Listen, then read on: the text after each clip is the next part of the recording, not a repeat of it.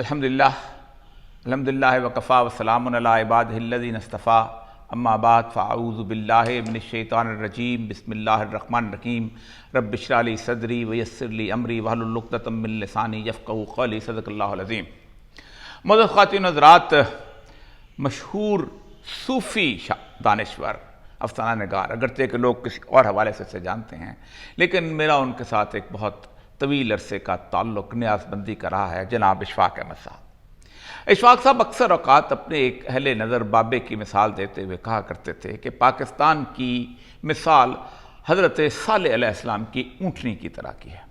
और देखो इसके साथ कोई मजाक करने की कोशिश न करना, अल्लाह ताला तुम्हें इसके अज़ाब का शिकार करेगा। क्यों सालेह अलैहिस्सलाम की ऊँटनी है, और क्या ये वाकई अल्लाह तबारक व तआला का मोजज़ा है या क्या अल्लाह तबारक व तआला की आयत है, और क्या अल्लाह तबारक व तआला वाकई अपने मोजज़े को बचाया करता है, या फिर सालेह अलैहिस्सलाम की ऊँटनी की तरह जब लोग उसके साथ खिलवाड़ करते हैं तो पूरी बस्ती को तबाह व बर्बाद कर देता है। क्या हमारी तबाह व बर्बादी और इस सारी सूरत हाल का मामला वैसा ही नहीं है जैसा हज़रत सालेह अलैहिस्सलाम की कौम के साथ हुआ था, और क्या बचने की कोई उम्मीद या सूरत नज़र आती है या नहीं है? हज़रात गिरामी, पहले तो इस बात पे बहस कर लेते हैं कि क्या पाकिस्तान एक मोजज़ा है या नहीं है। पाकिस्तान बनने से तकरीबन 300 साल पहले दुनिया की मुख्तलिफ़ किस्म की यूनिवर्सिटियों में सेकुलर इल्म जो था वो पढ़ाया जाना शुरू हो चुका था, और उस इल्म की बुनियाद ये थी कि मज़हब बुनियादी तौर पर एक अफ्यून है, और मज़हब बुनियादी तौर पर रियासत के साथ उसका कोई ताल्लुक़ नहीं है, और मज़हब असल में एक ख़ास किस्म की ज़ाती ज़िंदगी का मामला है। इसलिए हम मज़हब को अपनी रियासत से देश निकाला देना चाहिए हमें। बहुत बड़ी बड़ी मूवमेंट्स चली, बहुत बड़ी बड़ी तहरीकें चलीं, जिनमें से एक इनकलाब फ्रांस जो था वो उसकी जिसे कहते हैं कि टॉर्च बेरर, यानी उसका झंडा लिए हुए आगे था, जिसके मुख्तलिफ़ किस्म के जो मुफक्किरीन, जिनमें रूसो और उसके साथ वॉल्टियर शामिल थे, कि जिन्होंने ख़ास तौर पे कहा कि मज़हब को रियासत से निकाल देना चाहिए क्योंकि ये हमारे दरमियान फितना और फसाद पैदा करता है। और उसके साथ साथ उन्होंने कहा कि मज़हब बुनियादी तौर पर लोगों को इकट्ठा करने की कोई एक ऐसी ताकत नहीं है कि जिसकी बुनियाद पर लोग इकट्ठे हो जाएं कि ये हमारा ईसाई भाई है, ये हमारा यहूदी भाई है, ये हमारा हिंदू भाई है, ये हमारा मुसलमान भाई है, खा कोई भी ज़ुबान बोलता हो, खा किसी भी इलाके में रहता हो, खा किसी भी तरह की ज़िंदगी गुजारता हो, लेकिन चूँकि हम एक अल्लाह को, एक भगवान को, एक सैयदना ईसा को या एक हज़रत मूसा की कौम को मानते हैं, इसलिए हम एक हैं।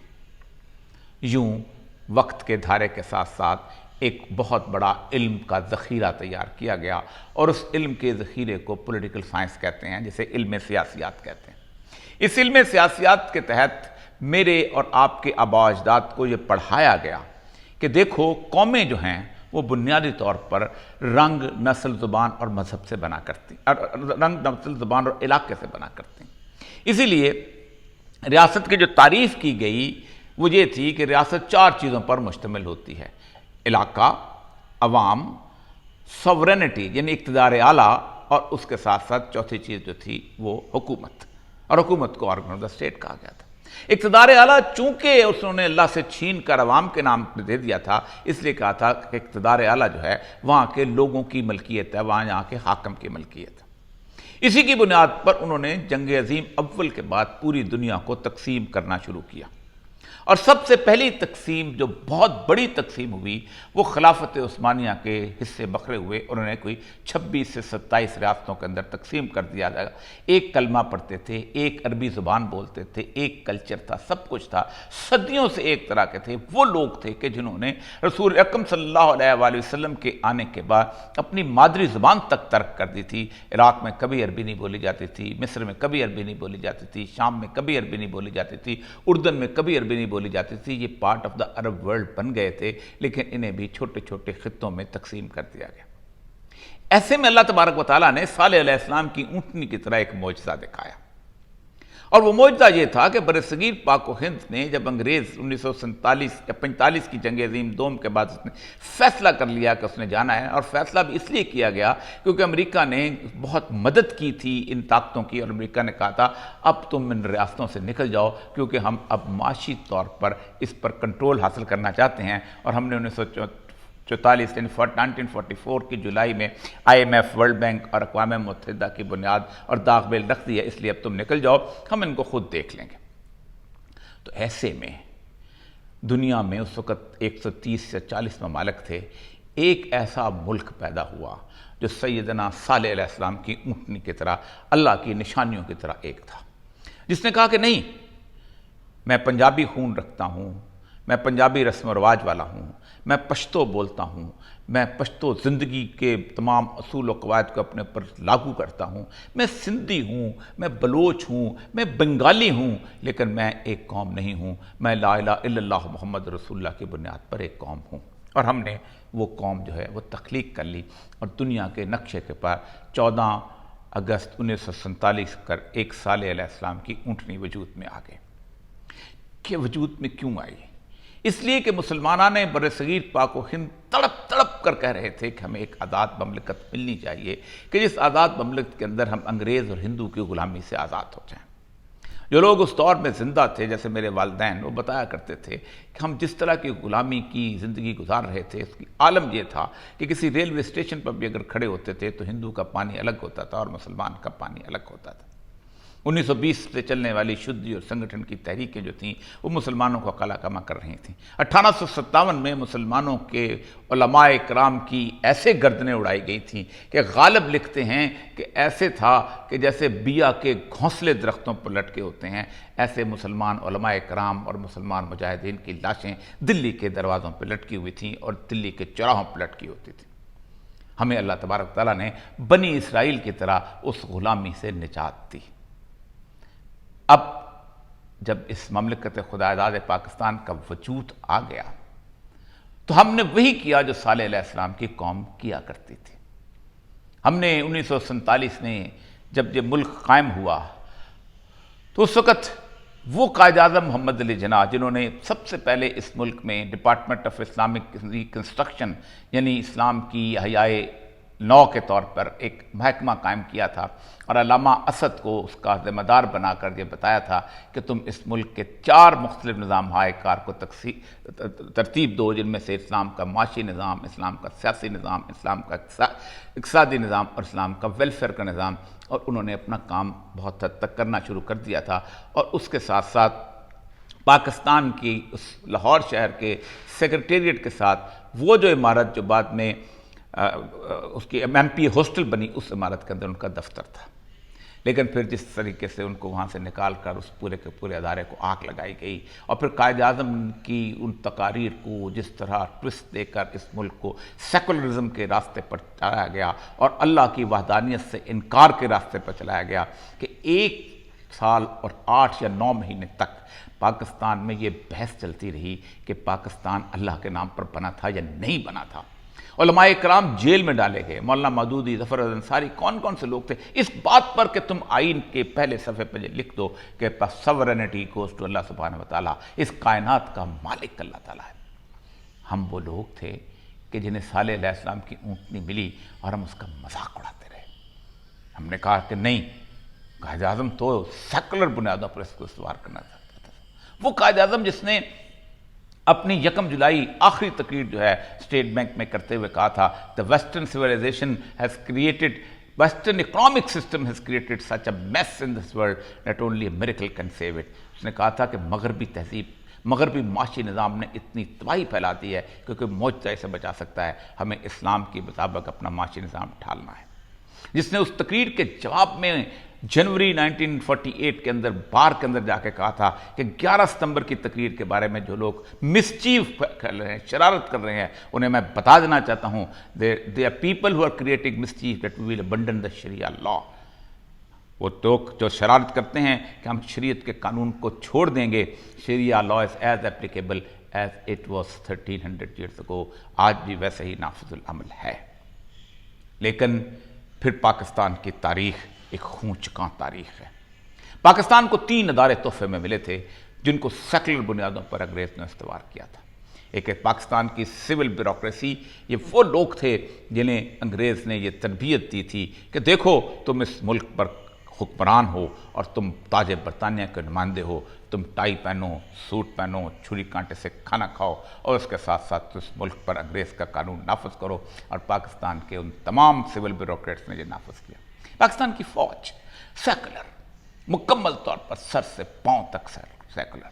जिनको ये दर्स दिया गया था कि सिर्फ तुम मुहब्बे वतन हो, बाकी 30 करोड़ हिंदुस्तानी जो हैं गद्दार हैं और तुम उनको इन गद्दारों का कला करना है। तुम इस हिंदुस्तान की बैरूनी सरहदों की मुहाफ़िज़ भी हो और अंदरूनी तौर पर भी खल्फशार के ऊपर काबू पाओ।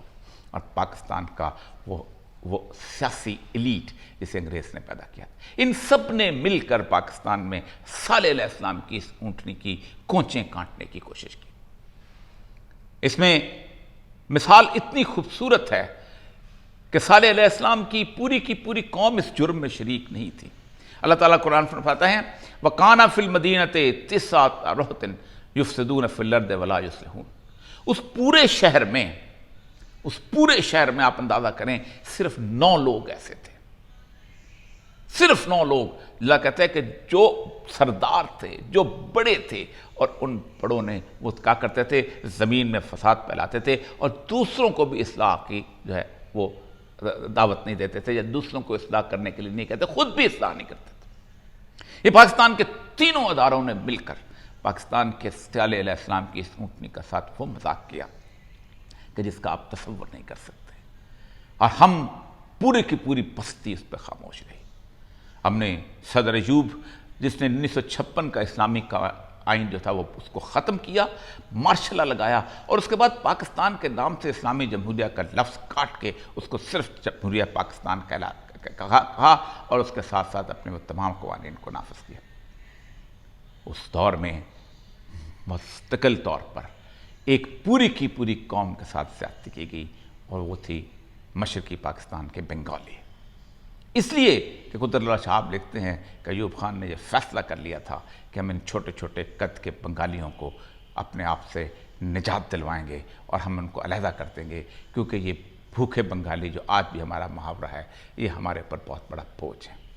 और यही हाल पाकिस्तान की ब्यूरोक्रेसी का था, इसलिए कि पाकिस्तान की ब्यूरोक्रेसी जो थी वो समझती थी कि ये बंगाली हमसे ज़हीन हैं, ये क्यों आके तीसरे चौथे पाँचवें और ये पहले दूसरे नंबर पर भी आ जाते हैं सिविल सर्विस की पोजीशन में, और फिर हम तो चिटागांग में जाके नौकरियां करते हैं और ये लाहौर में आके नौकरियां करते हैं, ये क्या चीज़ें हैं। इसलिए उनसे निजात हासिल कर ली गई, और इस निजात की कहानी बड़ी तफसील और ऊँचका है। हमने साले अलैहिस्सलाम की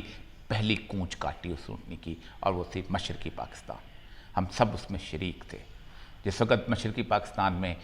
शेख मुजीब रहमान जीत कर आया था, तो आप हैरान होंगे कि हमने उसके जीत को तस्लीम न करने के बाद एक ज़िमनी इंतखाबात कराने की कोशिश की, और जिसमें हमने सीटों में तकसीम किया। यहाँ तक कि हमने कहा कि पीपल्स पार्टी को भी 15 सीटें दे दीजिए, जमात इस्लामी को 40 सीटें दे देंगे, फलां को दे, और इस तरह उनसे इस्तीफ़े लिए गए। बेचारे बंगाली मशरक़ी पाकिस्तान के लोग डरे हुए खौफज़दा अवामी लीग से इस्तीफ़े दे रहे थे, और हम एक प्लान बना रहे थे।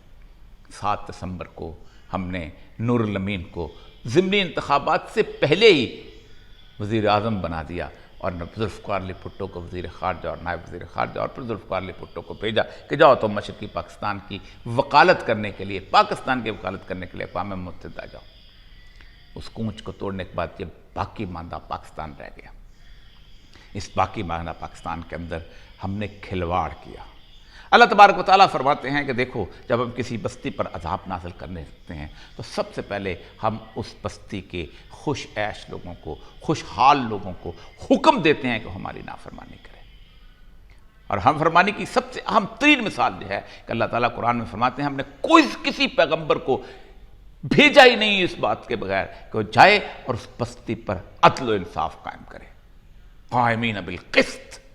हर पैगंबर के दूर हमने उस पैगंबर की ड्यूटी का मजाक उड़ाया, हमने उसकी धज्जियां बिखारी। पाकिस्तान पर 2 ख़ानदान ऐसे मुसल्लत हुए कि जिन ख़ानदानों ने अपने अदल के मायार बनाए। ये अदल का मायार है और ये मेरा अदल का मायार। इसका बेहतरीन आदमी जो है मेरा बदतरीन आदमी है, और इसका बदतरीन आदमी मेरा बेहतरीन। पूरी पाकिस्तान की सिविल सर्विस को ہم نے 2 گروہوں میں تقسیم کر دیا، اور پھر ایک وقت آیا کہ ایک حکمران ہوتا تھا تو اس کے اوپر دوسرے کے اوپر ظلم، تشدد اور بربریت کرتا تھا، دوسرا حکمران ہوتا تھا اس پر بربریت کرتا تھا۔ پھر اس کے بعد 20 سال آخری ہمارے ایسے گزرے ہیں کہ جس میں ہم نے دنیا کے سب سے بڑے طاغوت کا ساتھ دیا، پرویز مشرف۔ ہم نے 600 لوگوں کو پکڑ کر گوانتانامو بے کے حوالے کیا اور ان سے پیسے کمائے، جن میں سے 99% لوگ ایسے تھے جو بے گناہ تھے اور جنہیں امریکی عدالتوں نے بے گناہ قرار دے کر رہا کر دیا، لیکن ہم اس پیسے کو ہضم کر گئے اور ہم نے ٹکار تک نہ لیا۔ ہم نے وہ جنگ جو امریکہ کی تھی اس کے ذریعے ہم نے 70,000 انسانوں کا خون بہایا، ہم نے خود ان پہ مسلط کی۔ ہم نے 57,000 دفعہ ہمارے یہاں سے جہاز اڑے اور انہوں نے اپنے مسلمان افغان بھائیوں کو، وہ پڑوسی جس کے بارے میں سید الانبیاء نے کہا ہے کہ جس کا لا یومن، کوئی وہ اللہ خدا کی قسم وہ مومن نہیں ہو سکتا جو کہ اپنے پڑوسی پر ظلم کرتا ہے یا پڑوسی جس سے ناخوش ہے، ہم نے اس پڑوسی کا۔ اس کے ساتھ ساتھ ہم نے بہت کچھ کیا ہے، ہم نے ہر مرحلے پر پاکستان کے ہر اس قانون کو، آئین کا مذاق اڑایا۔ ہم نے صالح علیہ السلام کی اونٹنی جو ہے اس کے ساتھ ظلم کیا، ہم نے صالح علیہ السلام کی اونٹنی کی نشانی جو ہے اس کو تباہ برباد کیا۔ سعودی عرب صالح علیہ السلام کی اونٹنی نہیں ہے، ایران صالح علیہ السلام کی اونٹنی نہیں ہے، عراق صالح علیہ السلام کی اونٹنی نہیں ہے، مصر صالح علیہ السلام کی اونٹنی نہیں ہے، ملائیشیا صالح علیہ السلام کی اونٹنی نہیں ہے، انڈونیشیا صالح علیہ السلام کی اونٹنی نہیں ہے۔ یہ سب اپنی رنگ، نسل، زبان اور علاقے کی بنیاد پر بنے ہوئے تھے، ہم اللہ کے نام پر بنے ہوئے تھے، ہم معجزہ تھے، ہم معجزہ ہیں۔ ایک راستہ ہوتا ہے کہ کیا اللہ اپنے معجزے کو قائم رکھنا چاہتا ہے یا اپنے اس معجزے کے ذریعے قوم کو سزا دینا چاہتا ہے۔ ہم اس وقت اس دوراہے پہ کھڑے ہیں۔ آج وہ وقت ہے، استغفار سے بھی زیادہ جو سب سے اہم ترین بات یہ ہوتی ہے وہ یہ ہوتی ہے کہ آپ پکار کر اللہ کو کیسے کہتے ہیں کہ اللہ ہماری مدد کرو۔ 2 پکاریں ہوتی ہیں، ایک پکار اللہ نے بیان کی ہے جو صالح علیہ السلام کے 9 لوگوں نے کی تھی، قالوا یا صالح ائتنا بما تعدنا ان کنت من المرسلین، جب انہوں نے اونٹنی کی کونچیں کاٹ دیں، اور وہ بھی 2 عورتوں کو ذمہ داری لگائی تھی کیونکہ خود تو بڑھتے نہیں تھے آگے، تو انہوں نے جب کاٹنا چاہا تو ڈر گئیں، اور پھر اس کے بعد انہوں نے خود جا کے جب کاٹی اور وہ خوشی سے اچھلتے ہوئے کہنے لگے صالح بتاؤ کہاں ہے تمہارا عذاب اگر تم واقعی مرسل ہو، اگر واقعی تم مسلمان پیغمبر ہو تو لا ہمارے اوپر عذاب۔ اور اللہ نے ان کو پھر 3 دن کی مہلت دی۔ ایک یہ ہوتا ہے کہ قوم خاموش رہتی ہے اور لوگ خدا کو للکارتے رہتے ہیں، لوگ غضب کرتے ہیں، اور دوسری صورتحال یہ ہوتی ہے کہ لوگ اللہ سے گڑ گڑا کر دعا کرتے ہیں، متی نصر اللہ، اے اللہ کب تیری مدد آئے گی، کب تو ہمیں ظالموں سے نجات دے گا، کب تم اس طرح کے تیرے اپنے منکروں سے نجات دے گا۔ گھروں میں، گلیوں میں، کھلیانوں میں، ہر جگہ آنسو بہتے ہیں، اور اللہ کہتا ہے امن یجیب المضطر اذا دعاہ، کون ہے جو مضطرب دلوں کی دعا سنتے ہیں، یکشف السوء، جو اسے پکارتا ہے۔ اور یاد رکھو میں اپنی